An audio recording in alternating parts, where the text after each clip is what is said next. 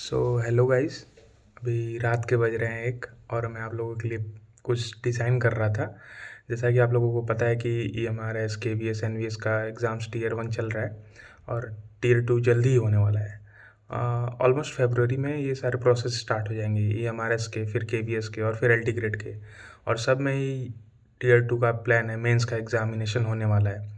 और ये अभी नया नया पैटर्न चेंज हुआ है और आप देख रहे हो कि मतलब अभी इस टाइप का आंसर राइटिंग का आंसर राइटिंग जैसा कोई प्लान अभी कोई किसी ने करवाया नहीं, किसी को एक्सपीरियंस नहीं है।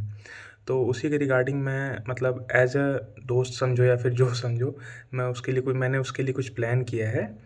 तो जैसा कि आपको मैं बताना चाहूँगा कि मैं पहले UPSC की भी प्रिपरेशन कर चुका हूँ, अभी मैंने उसको थोड़ा होल्ड पे डाला हुआ है। तो उसमें मैंने आंसर राइटिंग की मतलब एक्सटेंसिव प्रैक्टिस कर रखी है।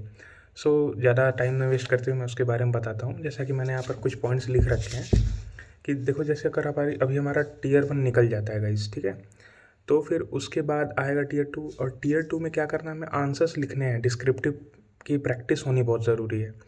अगर अभी फॉर एग्ज़ाम्पल मैं आपसे बोलूँ कि आपको विदिन 120 वर्ड्स आपको अपने बारे में ही लिखना है और एक टाइम लिमिट लगा के लिखना है 5 to 7 मिनट्स का।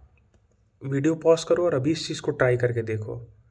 आई गारंटी यू कि मतलब आप बिल्कुल कंफ्यूज हो जाओगे। आपके दिमाग में जो एक थॉट्स का जो हौच पौच है ना, वो कनेक्शंस बिल्ड नहीं हो पाएंगे आंसर के लिए। आप अपने बारे में जब नहीं लिख पाओगे तो सोचो आंसर कैसे लिखोगे आप। इसके बारे में आपको सोचना चाहिए कि मतलब जब अपने बारे में आप इतना जानते हो, अपने से ज़्यादा तो किसी और को जानते नहीं होगे, तो उसके बारे में जब आप नहीं लिख पा रहे हो तो फिर एक आंसर आप अपने आंसर राइटिंग पे उतारोगे कैसे? अभी बहुत लोगों का आंसर राइटिंग जो है कि लास्ट स्कूल टाइम में या फिर कॉलेज टाइम में ही उन्होंने किया होगा, और वो भी ऐसे तैसे में ही किया होगा कि मतलब बस एग्ज़ाम निकल जाए। बट यहाँ पे हमें कॉम्पिटिशन में टेक लेना है, पार्ट लेना है और वहाँ पर स्टैंड आउट करना है। तो उसके लिए हमें मतलब इस तरीके की प्रैक्टिस होनी चाहिए कि मतलब पेन चल रही है हमारी तो फिर थॉट्स उस पे आ रहे हैं कॉपी पे तुरंत। उसमें हमें कुछ सोचना नहीं है कि मतलब रुक जा रहे हैं, 1 लाइन लिख के, 2 लाइन लिख के, फिर ऐसे टाइम ओवर हो जाएगा और आंसर हमारे डेफ़िनेटली छूट जाएँगे। तो इस प्रोग्राम के बारे में मैं आपको बताना चाहूँगा कि इसकी सबसे पहले आप सोचो कि एक आंसर होता क्या है? एक आंसर होता क्या है? उसकी स्ट्रक्चरिंग कैसे होती है? उसके पार्ट्स कितने होते हैं? उसमें हुक होता है, इंट्रो होती है, बॉडी होती है, कंक्लूज़न होता है। अब उस हर एक आंसर का डिमांड अलग होता है, हर एक क्वेश्चन का डिमांड अलग होता है। आप क्वेश्चन में देखोगे बहुत सारे पार्ट होते हैं, जैसे उनको बोलते हैं टेल वर्ड बोलते हैं या फिर डायरेक्टिव वर्ब वर्ड बोलते हैं। आपने देखा होगा कि किसी क्वेश्चन के लास्ट में डिस्कस लिखते हैं, किसी क्वेश्चन के लास्ट में एनालाइज़ लिखते हैं, किसी क्वेश्चन के लास्ट में इवैल्यूएट लिखते हैं, किसी क्वेश्चन के लास्ट में क्रिटिकली एनालाइज़ लिखते हैं। ऐसे कर कर के लगभग 10 से 12 टेल वर्ड्स होते हैं और इन सब का डिमांड अलग होता है। कमेंट लिखते हैं।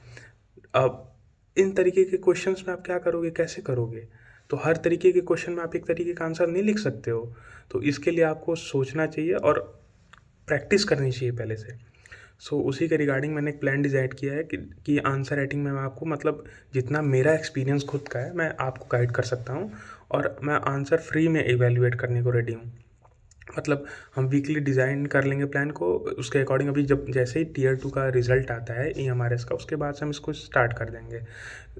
मतलब KVS, NVS, EMRS और UPLT ग्रेड का तीनों ही कंबाइन करके लेके चलेंगे, तीनों हमारा एग्ज़ाम हिट हो जाए।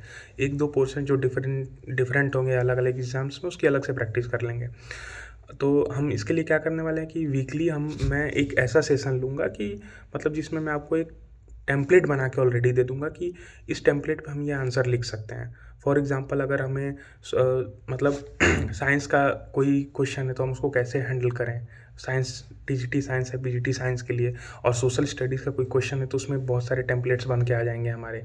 कमेंट वाले टेम्पलेट क्या होंगे, डिस्कस वाले टेम्पलेट क्या होंगे, एनालाइज़ वाले टेम्पलेट क्या होंगे, क्रिटिकली एनालाइज़ वाले क्या होंगे, एक्सप्लेन वाले क्या होंगे।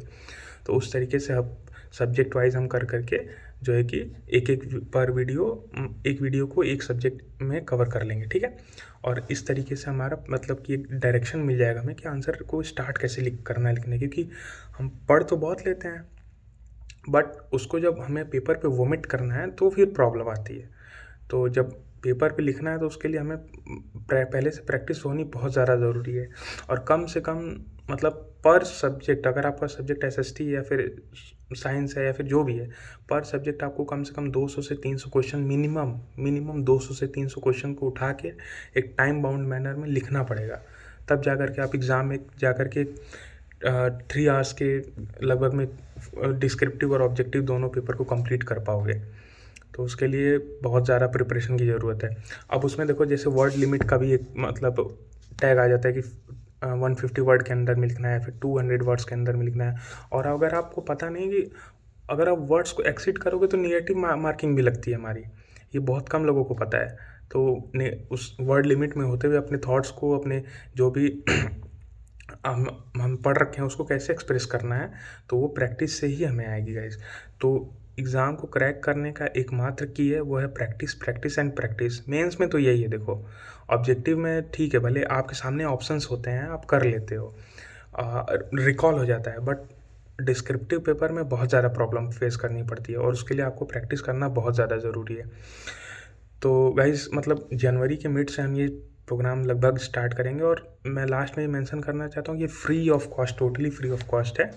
डिस्क्रिप्शन में आपको मेरे टेलीग्राम का लिंक भी मिल जाएगा, वहाँ पर ज्वाइन करके मतलब नोटिफिकेशन के लिए वेट कर सकते हो कि मतलब आगे हम कैसे प्रोसीड करने वाले हैं, आगे देख लेंगे जैसा भी करना रहेगा।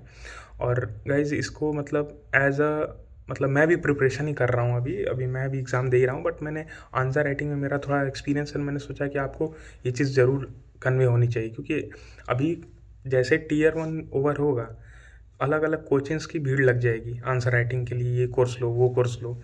और मतलब मुझे पता है कि कौन सी लेवल की इवेल्युएशन उसमें होगी और कौन सी लेवल की गाइडेंस होगी। जो लोग आज तक आंसर इवेल्युएट नहीं किए होंगे, मैं कुछ बोलना नहीं चाहता हूँ, लेकिन वो भी आंसर्स को इवेल्युएट करेंगे। सो गाइज मतलब आपको अपना मेंटोर खुद बनना पड़ेगा। बस ये है कि आपको कोई डायरेक्शन दे सकता है कि किस डायरेक्शन में आपको आंसर की क्या गड़बड़ी हो रही है, बस उसको इम्प्रूव करो और फिर उसके बाद खुद के आंसर को इवेल्युएट करो और टाइम बाउंड मैनर में कंप्लीट करो। सो ज़्यादा टाइम नहीं वेस्ट करूँगा मैं आपका, अभी मुझे भी बहुत सारा चीज़ें डिज़ाइन करनी है, तो आगे अगली वीडियो में मिलते हैं। तब तक के लिए अपनी पढ़ाई को कंटिन्यू रखो और मोटिवेटेड रहो यार, और डिसिप्लिन रहो, ठीक है, और एक रूटीन फॉलो करके चलो और अपनी हेल्थ का भी ध्यान रखो। सो बाय बाय, टेक केयर।